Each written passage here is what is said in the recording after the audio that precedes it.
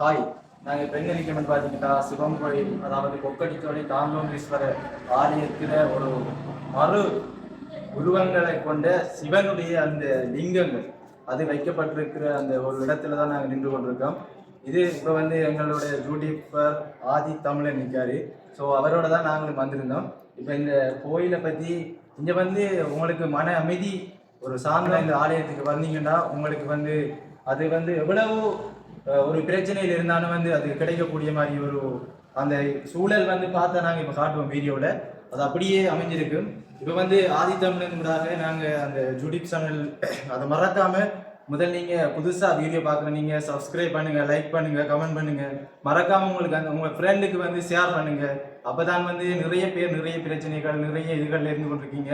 இப்போ எல்லாருக்கும் தெரியும். அப்போ இங்கே வந்து வரும்போது அந்த ஒரு ஒரு அமைதி கிடைக்கிறதுக்கு ஒரு சூழலை வந்து அமைச்சு தரக்கூடிய மாதிரி எல்லாருக்கும் இந்த யூடியூப் சேனல் பயனுள்ளதாக இருக்கும். இந்த ஆதித்தமிழன் யூடியூப் சேனலில் வந்து நிறைய பழைய இடங்கள், புதுமையான இடங்கள், நிறைய அந்த சுவாரஸ்யமான காட்சிகளை காட்டிக் கொண்டிருக்கார் நமது ஆதித்தமிழன் யூடியூப் சேனலுடைய ஓனர். ஸோ அவரோட இப்போ வந்து நாங்கள் கதைக்க போகிறோம்.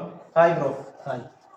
என்னென்னு சொன்னால் நாங்கள் இந்த யூடியூப் எடுத்துக்கிறதுக்கான காரணம் என்னென்னு சொன்னால் பழமை இடங்களை நாங்கள் உங்களுக்கு நேரலை மூலமாகவோ அல்லது எந்த வகையிலோ எவ்வளவான ஒரு முறையில் நாங்கள் உங்களுக்கு எடுத்து காட்டணும்ன்றதை நாங்கள் இந்த இடத்துல சொல்லிக்கொள்ள விரும்புகிறோம். அடுத்தது ப்ரோ, இங்கே இருக்கும் ஒவ்வொரு சிற்பங்களும் மிக நுட்பமாகவும் அழகான முறையிலும் செதுக்கப்பட்டிருக்கின்றது. இந்த சிற்பங்களை நாங்கள் தற்பொழுது பார்ப்பதற்காகத்தான் இந்த இடத்திற்கு வந்து இதுக்குள்ள வந்து இப்போ எப்படி அந்த லிங்கங்களை அவங்க வச்சிருக்காங்கன்றதை பார்ப்போம். ஃபஸ்ட்டு வந்து இப்படியே காட்டுங்க. பார்த்தீங்கன்னா தெரியும் அந்த சிவனன் உடைய 108 கரணங்கள் சொல்லப்படுற அந்த லிங்கங்களை வந்து இவங்க இங்கே வந்து அதாவது அழகான முறையில் அதை வந்து வைக்கப்பட்டு மக்களுக்கு வந்து அடியார்களுக்கு வந்து அது வந்து ஒரு தரிசனத்தை வழங்கக்கூடிய ஒரு வகையில் வந்து மிகவும் ஒரு அழகான ஒரு சூழல் ஆலயம் அமைக்கப்பட்டிருக்கின்றது. கண்டிப்பாக நீங்கள் வந்து உங்களுக்கான மன பிரச்சனைகள் இருக்கும்போது இந்த ஆலயத்துக்கு வரலாம். வந்து அதுக்குரிய தரிசனத்தை எவ்வளவு நீங்கள் இருந்து இங்கே பெற்றுக்கொள்ளணுமோ அவ்வளவுக்கு அளவு அந்த கொக்கட்டிச்சோலை தாண்டோண்டீஸ்வரர் எமது சிவன் அப்பர் அப்படின்னு சொல்லக்கூடிய அந்த சிவனுடைய அருள் வந்து உங்களுக்கு கண்டிப்பாக கிடைக்கும். அருளை அள்ளி வழங்கிய வண்ணம் இருக்கிறார் கொக்கட்டிச்சோலை தாண்டோண்டீஸ்வரர். மறக்காம அடிக்கடி நாங்கள் சொல்லிக் கொள்வது ஒன்றுதான், எங்கள் கொக்கட்டிச்சோலை தாண்டோண்டீஸ்வரர் அப்பரின் அருள் உங்களுக்கு கண்டிப்பாக கிடைக்க வேண்டும் என்ற ஆதித்தமிழ் யூடியூப் சேனலை சப்ஸ்கிரைப் பண்ணுங்க, லைக் பண்ணுங்க, கமெண்ட் பண்ணுங்க, மறக்காம ஷேர் பண்ணுங்க. அப்பதான் உங்களுக்கு அந்த சிவனுடைய அருள் கண்டிப்பாக கிடைக்கும். ஸோ இப்போ நாங்கள் வந்து அந்த சிவனினுடைய அந்த லிங்கங்களை நாங்கள் இப்போ உங்களுக்கு காட்டி கொண்டிருக்கின்றோம். அது உங்களுக்கு ஒரு பயனுள்ளதாக வந்து ஏனென்றால் நிறைய பேர் வந்து நிறைய இடங்கள்ல இருக்கீங்க, வெளி இடங்கள்ல இருக்கீங்க. ஸோ உங்களுக்கு நேரடியாக வந்து இங்கே பார்த்துக்கொள்ள ஏதாவது அந்த சிங்கர்ஸ் இருக்கு, அது வந்து எங்களோட காணொலி மூலம் ஆதித்தமிழன் யூடியூப் சேனலூடாக நீங்கள் கண்டுகளிக்கலாம். இப்போ வந்து ஆதித்தமிழன் யூடியூப் சேனலூடாக உங்களை நாங்கள் அந்த காணொலி மூலம் நீங்கள் இலங்கையிலேயே ஓகே நம்ம இப்போ வந்து ஃபுல்லாக வந்து பார்ப்போம், சுற்றி பார்த்துட்டு இந்த ஆலயத்தை நம்ம வீடியோ முடிச்சுக்கொள்ளலாம். ஆதித்தமிழன் ஒரு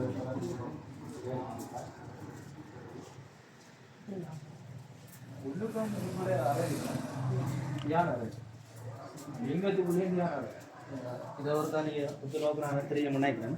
இதை அழகான முறையில் மிகவும் திட்டமிட்டு ஒரு லிங்கம் ஒன்றை அமைச்சு அதுக்குள்ளே ஒரு தியான ஒரு உள்ளுரை ஒன்றை அமைச்சு அதுக்குள்ள ஒரு தியானம் செய்யக்கூடிய அனைத்து ஏற்பாடுகளும் செய்திருக்கின்றார். அதை நீங்கள் இப்போது பார்த்தா விளங்கும் நினைக்க உங்களுக்கு ஒரு பாருங்க எவ்வளவு ஒரு நுட்பமான முறையில் இதை செய்திருக்கிறார்கள், இதை வடிவமைத்திருக்கிறார்கள் என்பதை நீங்கள் பார்த்தா தெரியும் நினைக்கிறேன். தியானம் செய்யறதுக்கு அந்த சிவனுடைய அந்த உருவத்தை வச்சு அதை பார்த்துருக்கும் போது அதை பார்க்கும்போதே நமக்கு அந்த ஒரு மைண்ட் செட் வந்து அந்த என்ன சொல்றேன் மாறிக்கொண்டிருக்கு. அந்த அதை பார்த்துட்டு இருக்கும்போது ஒரு ஏதோ ஒரு புரியுது, அதுக்கு வித்தியாசமான ஒரு இடம் வருது நமக்கு கிடைக்கிற மாதிரி ஒரு ஃபீலிங். அதை பார்க்கும்போது இதுல இருந்து தியானம் செஞ்சா கண்டிப்பா வந்து லிங்கத்துக்குள்ள ஒரு இருந்து தியானம் செய்யற ஒரே ஒரு இடம் இலங்கையிலேயே வந்து உலகத்திலேயே வந்து கொக்கட்டிச்சோலையில தான் இருக்கு. ஸோ இதை வந்து கண்டிப்பா வந்து ஒரு நிமிஷம் வந்து இங்கே இருந்து அந்த கோயிலுக்கு வந்து போங்க, நீங்கள் நினைச்சது எல்லாமே நடக்கும். லிங்கத்துக்குள்ள எவ்வளோ அழகா இருக்கு. உண்மையில் நீங்கள் சொல்கிற மாதிரி ஒரு சிறப்பான ஒரு வடிவமைப்புன்றதான் சொல்ல முடியும். உண்மையில் உலகத்திலே நான் இதுவரை காண்டிராத ஒரு நுட்பமான முறையில் ஒரு சிறப்பான முறையில் இதை வடிவமைத்திருக்கு. இந்த இடத்துக்கு வருகை தரும் போது நான் உண்மையை எதிர்பார்க்கவில்லை. இப்படி ஒரு தியான ஒரு அறை ஒன்று இருக்குமான்னு நினைக்கிறேன். நான் சாதாரணமாக நினைச்ச ஒரு லிங்கம் தான் அமைக்கப்பட்டிருக்கிறது. உள்ளே வந்ததுக்கு பிறகுதான் தெரியும் உண்மையாக இப்படி ஒரு சிறப்பான ஒரு லிங்கத்துக்குள்ளே ஒரு அறைகளை அமைத்து அதுக்குள்ளே தியானங்களை செய்வதற்கு ஏற்பாடு செய்திருக்கிறார்ன்றது உண்மையில இங்கே வந்ததுக்கு பிறகுதான் இதை பார்த்துட்டு தெரியும். முறையாக இவ்வளவு பெரிய பிரம்மாண்டமான லிங்கத்தை வந்து கொக்கட்டிச்சோடையில் வச்சுருக்காங்க. ஸோ இந்த மிஸ்ஸிருக்கு அவாவோட நம்ம கேட்குற மாதிரி என்ன மாதிரி எப்படி இது என்ன முறையில் செய்கிறீங்க என்ன மாதிரி பக்தர்களுக்கு அந்த அருள் வழங்குறீங்க அந்த மாதிரி சேவைகளை செஞ்சு கொண்டிருக்காங்க. ஸோ என்ன மாதிரி விஷயங்கள் செஞ்சு கொண்டிருக்காங்க.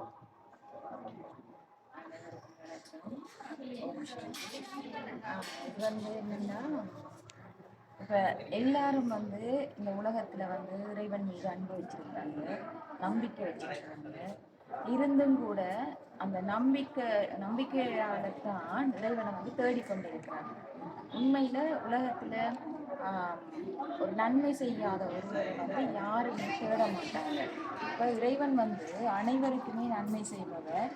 இருந்தும் கூட அவரை நாங்கள் எப்படி நினைக்கலாம், அவரோட எப்படி நாங்கள் தொடர்பு கொள்ளலாம், அவரோட இருந்து எப்படி நாங்கள் அந்த நன்மையை பெற்றுக்கொள்ளலாம் அப்படின்றதுல எல்லாருக்கும் வந்து சந்தேகம் இருக்கு, திருப்தி இல்லை.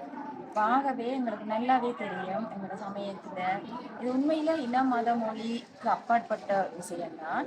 இருந்தும் நாங்க வந்து அந்த எங்களோட சைவ சமயத்தை பொறுத்த வரையில சரிய கிரியை யோகம் ஞானம் என்ற 4 பகுதி இருக்கு. அதுல சரிய கிரியை என்றது எங்களோட உடல் ரீதியாக ஆரம்ப கட்டமாக அன்பு வழியில இறைவனை நாங்க தேடிக்கொண்டிருக்கிறோம். அதுல தான் யாத்திரை போறது, தியானம் செய்யறோம், தீமை இருக்கிறோம், விரதம் இருக்கிறோம், இதெல்லாம் செய்து கொண்டு இருக்கிறோம். இருந்தும் கூட அந்த பலனை நாங்கள் பெற்றுக்கொள்கிறோமா இல்லையா, அதுக்கு என்ன அடையாளம்ன்றது எங்களுக்கு தெரியாமல் இருக்கு.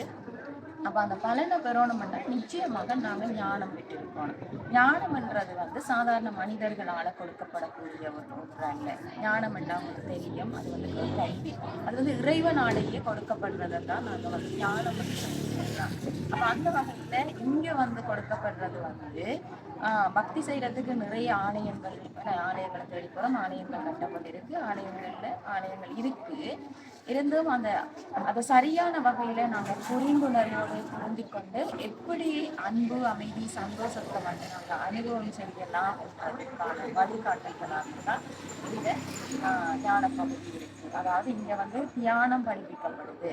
தியானம்ன்றது என்னன்னா அறிவு வழியாக சரியான முறையில் தெளிவடைதல், இறைவனை பற்றி, என்னை பற்றி, இந்த உலகத்தை பற்றி, என்னுடைய ஆரம்பம் மற்ற இறுதியினுடைய ரகசியத்தை பற்றி அறிந்து கொள்ளக்கூடிய தெளிவான ஒரு விளக்கத்தை பெற்றுக்கொள்கிற பகுதியாகத்தான் இது வந்து இருக்கு. அந்த வகையில தான் இங்கே வந்து இந்த நிலையம் அமைக்கப்பட்டு நிறைய பேருக்கு ஞானம் கொடுக்கப்பட்டு நிறைய பேர் வந்து நன்மையை பெற்றுக்கொள்றாங்க. அப்போ இங்கே இது திறந்து வைக்கப்பட்டது பிப்ரவரி 5, 2024 தான் திறந்து வைக்கப்பட்டது. அதே நேரம் இதில் வந்து எல்லாருடைய கவனத்தையும், அதாவது எல்லாருக்கும் ஏதோ ஒரு வகையில் கூடுதலாகவே நன்மை செய்யக்கூடியதாக இருக்கு. என்ன காரணம்னு சொன்னால், மனிதர்களுக்கு வந்து இந்த சடப்பொருள்களால் நாங்கள் ஆக்கப்பட்ட, அதாவது நாங்கள் வந்து இந்த சடப்பொருள்களுக்கு ஊடாக நாங்கள் பெற்றுக்கொள்கின்ற செல்வமாக இருந்தாலும் சரி, உறவுகளாக இருந்தாலும் சரி, இல்லை தொழில் பட்டம் பதவியாக இருந்தாலும் கூட அதனால ஆத்மா வந்து நிச்சயமாக திருப்தி அடையாது. ஏன்னா ஆத்மா வந்து எல்லைக்கு அப்பாற்பட்ட ஒரு சக்தி அது. அப்போ இதில் வந்து இங்கே வந்து நாங்கள் ஒரு பாகத்தை நடிக்க வந்த இடம்தான், ஒரு நாடக மேடை தான் இந்த கோவில். அப்போ இந்த கோவிலில் வந்து நாங்கள் என்ன செய்யறோம்னா, அவங்க ஒவ்வொருவரும் வந்து தங்களோட பாகத்தை நடித்து கொண்டிருக்கிறாங்க.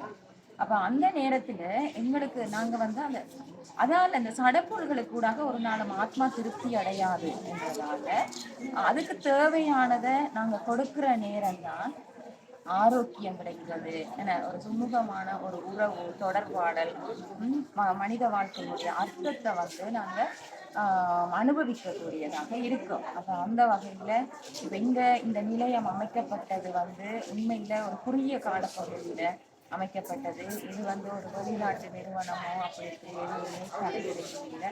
அப்போ அவங்களுடைய பணம் அப்படி ஏதாவது சரீர சேவைகள் அப்படி இல்லை, எல்லாமே இந்த அமைப்பில் இருக்கிறவங்க தாங்கள் வந்து இந்த ஞானத்தை கற்று நன்மை அடைந்ததால அதில் பிரதிபலனாக ஏதாவது செய்யணும் தங்கள்கிட்ட இருக்கிற என்ன ஏதோ ஒரு துணி செய்து போட்டு அதை வந்து செய்யப்பட்டது. அது மட்டும் இல்லை, தாங்கடைஞ்ச நன்மையை மற்றவங்களும் அடையணும் என்ற அந்த ஆழமான உணர்வு, அந்த நல்ல உணர்வை வந்து எப்போதும் நல்ல உணர்வுக்கு ஒரு சக்தி இருக்கு. அதுக்கு இறைவனும் வந்து நிச்சயமாக உதவி செய்து கொண்டிருப்பார்.